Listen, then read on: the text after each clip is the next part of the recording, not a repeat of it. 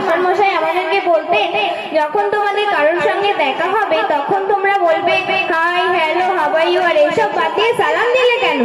আরে বোন থামো তো, তোমার আমার মাস্টারেরও মাস্টার যিনি হযরত মুহাম্মদ সাল্লাল্লাহু আলাইহি ওয়াসাল্লাম, আর তিনি হাদিস শরীফের মধ্যে বলেছেন আসসালামু ক্বাবলাল কালাম, অর্থাৎ তোমরা কারোর সাথে কথাবার্তার পূর্বে সালাম দেবে।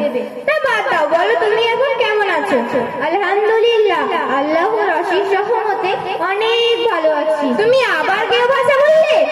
নাউজুবিল্লাহ বোন, তুমি আলহামদুলিল্লাহকে গেও ভাষা বলছো কেন? না বলবো না, তুমি জানো না যখন আমাদেরকে কেউ জিজ্ঞাসা করে হাউ আর ইউ বা কেমন আছো, তখন আমাদের বলতে হয় আই অ্যাম ভেরি ফাইন।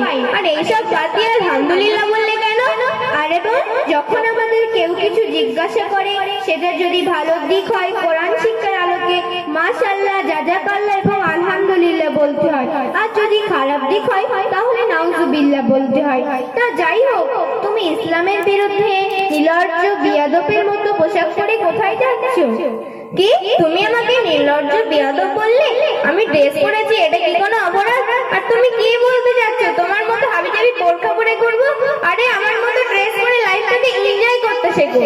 হায় আফসোস, বোরকা পরে লাইফটাকে এনজয় করা যায় না বুঝি?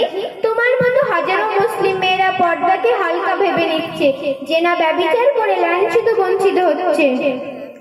এই তোমার সমস্যাটা কোথায় বলো তো? আরে বোন, আমার কোনো সমস্যা নেই, সমস্যা হচ্ছে তোমাদের। তাই তো তোমরা এই ইসলামের এই সুন্দর সংস্কৃতি ছেড়ে পরচর্চা পচমগ্ন সংস্কার তোমাদের ভালো লাগে, তাই তো তোমরা খোলামেলা পোশাকে রাস্তাঘাটে ঘুরে বেড়াচ্ছ। সেই কখন থেকে তো শুনছি পর্দা পর্দা করছো, পর্দার মানেটা কি বলো তো? পর্দা মানে হলো আবরণ করা বা ঢেকে রাখা। এই পর্দা করাটা ইসলামের একটি বিধান। আর এই পর্দা নিয়ে আল্লাহ পাক কোরআনের মধ্যে কি বলেছেন জানো?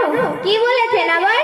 সূরা আল কাহাফের শুরু থেকে বলেছেন, হে নারীরা তোমরা তোমাদের ঘরে অবস্থান করো।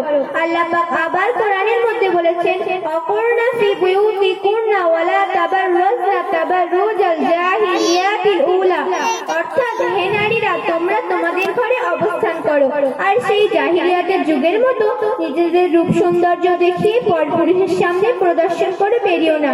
যিনি যত্নে রাখলেন তাকে যেমন পিঁপড়ে লাগা কঠিন, মুসলিম মেয়েরা পর্দা করলে তাকে অপমান করা তার থেকেও কঠিন। তাই তো আল্লাহ পাক পর্দাকে ফরজ করেছেন। তোমাকে একটা উদাহরণ দিচ্ছি, ধরো দুটো 10 টাকার নোট, দুটোরই বয়স 3 বছর। একটা খোলামেলা দুনিয়ায় ঘুরে বেড়াচ্ছে, আর একটা বাক্সে যত্নে রাখা আছে।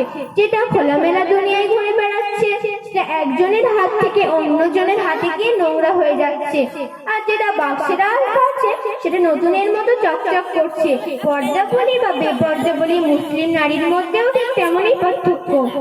তা যাই হোক, তোমার সঙ্গে আজে বাজে তর্ক করে আমি আমার সময়টাকে নষ্ট করে ফেলেছি। আমার পিকনিকে যাওয়ার সময় হয়ে গেছে। দাঁড়াও বোন, পিকনিকে না গিয়ে নামাজ পড়ে নিলে হতো না? কি কিসব ফালতু বলছো? আমি পিকনিকে না গিয়ে নামাজ পড়বো?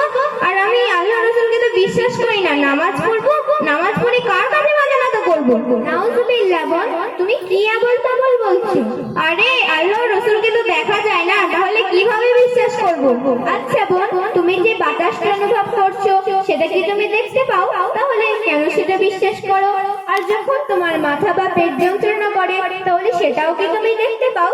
কেবল অনুভব করো, তাহলে কেন সেটা বিশ্বাস করো? আরে বোন, নামাজ পড়ে কি হবে? বোন, তুমি কি জানো না আল্লাহ পাক কোরআনের মধ্যে বলেছেন, ইন্না সলাতা তানহা আনিল ফাহশি ওয়াল মুনকার, অর্থাৎ নামাজ দৃষ্টির সমস্ত খারাপ কাজ থেকে দূরে রাখে। এবং এর পরপরই আমাদের প্রিয় নবী হযরত মুহাম্মদ সাল্লাল্লাহু আলাইহি ওয়াসাল্লাম হাদিস শরীফের মধ্যে বলেছেন, মিফতাহু জান্নাতিস সালাহ, অর্থাৎ জান্নাতের চাবি হলো নামাজ। আরে বোন, আমার বয়স আগে 70-80 বছর হোক, উঠতে গেলে লাঠি, বসতে গেলে মাটি, বাবা গো মা গো করবো, তখন ঠিক জান্নাতের চাবি তৈরি করে নেব। তুমি বলছো তোমার বয়স 70-80 বছর হলে নামাজ পড়বে? করবে, কিন্তু আল্লাহ পাক কোরআনের মধ্যে বলেছেন শাআবুন নিসাই ফি বাদিল্লাহি তাআলা, অর্থাৎ যৌবন বয়সের ইবাদত আল্লাহর কাছে বেশি গ্রহণযোগ্য।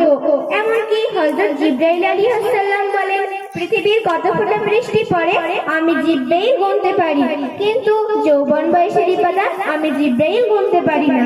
বোন, তুমি দেখছি ইসলামের বিষয়ে অনেক কিছুই জানো, তা তোমাকে কিছু প্রশ্ন করতে চাই। হ্যাঁ, কি প্রশ্ন করবে করো। আল্লাহ পাক কি কিয়ামতের দিন ছায়া দেবেন? হ্যাঁ, অবশ্যই ছায়া দেবেন। কাদেরকে ছায়া দেবেন? আল্লাহ পাক কিয়ামতের দিন 7 শ্রেণী ব্যক্তির ছায়া দেবেন। 1, যারা ন্যায় বিচার করে। 2, যে যুবক বা যুবতী তার যৌবন বয়সটা আল্লাহর ইবাদত করতে করতে কাটিয়ে দেয়। 3, যাদের জীবনটা মসজিদে ঝুলন্ত থাকে, অর্থাৎ তার সর্বসময় মসজিদে যেতে মন চায়। 4, যে ব্যক্তি পরস্পরকে ভালোবাসে। 5, যে ব্যক্তি প্রেম ও ভালোবাসার জন্য অহংকার করে কিন্তু সে প্রত্যাখ্যান করে ও আল্লাহকে ভয় করে। 6, যে ব্যক্তি গোপনে আল্লাহর জন্য জিকির করে। 7, যে ব্যক্তি দান সদকা করে। আচ্ছা বোন, তুমি এত কিছু শুনলে তাও তোমার নামাজ পড়তে ইচ্ছা করছে না? কে বলেছে ইচ্ছা করছে না? আমি না হয় নামাজ পড়ি না, কিন্তু নামাজের বিষয়ে সব জানি। আচ্ছা বোন, বলো তো নামাজ কত ওয়াক্ত? নামাজ 5 ওয়াক্ত। বলো তো ফজরের নামাজ কত রাকাত? ও, এই কথা তো আমি তুড়ি মেরে বলে দিতে পারবো। ফজরের নামাজ 6 রাকাত। ও বুঝলাম, তুমি সানা বলো তো।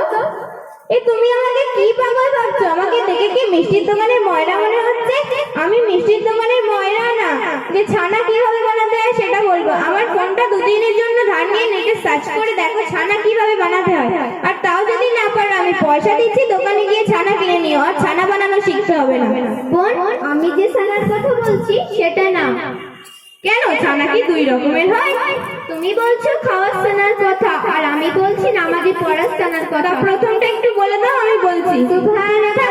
আর বলতে হবে না, আসলে এই গরমে আমার মাথাটা একদম গরম হয়ে গেছে। আমি বলছি, তুমি শোনো। সুবহানাকা আল্লাহুম্মা, সানায় আল্লাহ, মাঝখানে কিছু হয় না আর জানি না। বোন, তোমার হয়নি, আমি বলছি শোনো। হ্যাঁ বলো। সুবহানাকা আল্লাহুম্মা ওয়া বিহামদিকা ওয়া তাবারাকা ইসমুকা ওয়া তাআলা জাদ্দুকা ওয়া লা ইলাহা গায়রুক। বোন, আসলে আমি ইসলামের বিষয়ে কিছুই জানি না। আমাকে ইসলামের পথে আসতে হলে কি কি করতে হবে? প্রথম তোমাকে তওবা করতে হবে এবং আমাদের আজাদ ইসলামিয়া মডেল মাদ্রাসায় ভর্তি হতে হবে। সেটা আবার কোথায়?